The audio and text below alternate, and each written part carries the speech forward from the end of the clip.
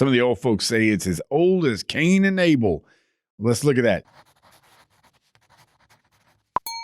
In Hebrews chapter 11, I'm Zach, by the way. This is The Average Christian. We're looking at one lesson, one example, one lesson from Hebrews chapter 11, verse 4. It's kind of odd if you look at it at first. It's talking about Abel. Remember, Cain killed Abel. Abel was actually the good guy that did what God wanted. Cain got jealous and killed him.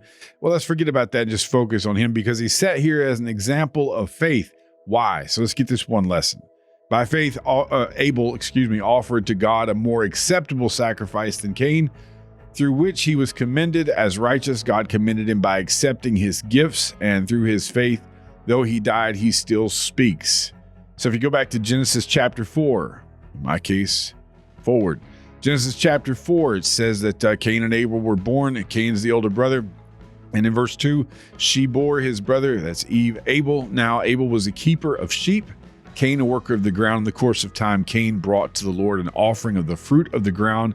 Abel also brought of the firstborn of his flock and of their fat portions. And the Lord had regard for Abel and for his offering, but for Cain and his offering he had no regard.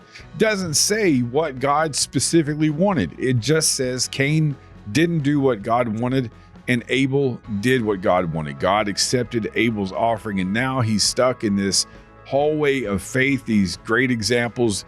If you want to know what faith looks like, this is it, Hebrews chapter 11. And you say, well, how does that show faith? Did he trust God? Did he do some crazy thing? Well, you start to think about it. They don't know much about God, I'm sure, not like we do. It's very early on in human history.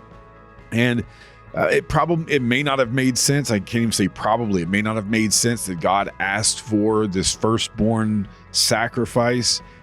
Sacrifice to them probably doesn't make a whole lot of sense, except that God said, do it. That's where faith is. And that's the one lesson, is just doing what God wants, whether it makes sense, whether you like it. We mess these up. We muddy the waters. Abel just did what God wanted. Now, that doesn't mean Cain didn't give what he thought was his best. He was a keeper of the ground. He was a farmer. He gave God the best at what he was good at. That's the deal, though, is God didn't really care what I'm good at or what you're good at. He cares about what he wants. And I've heard people use that Cain mentality to justify, well, I'm going to give God this. I know he asked for this, but this is what I'm good at, and I want to find a way to use what I'm good at to give to God.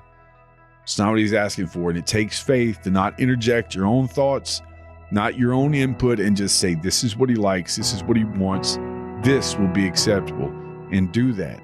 That's the lesson. Hope it helps.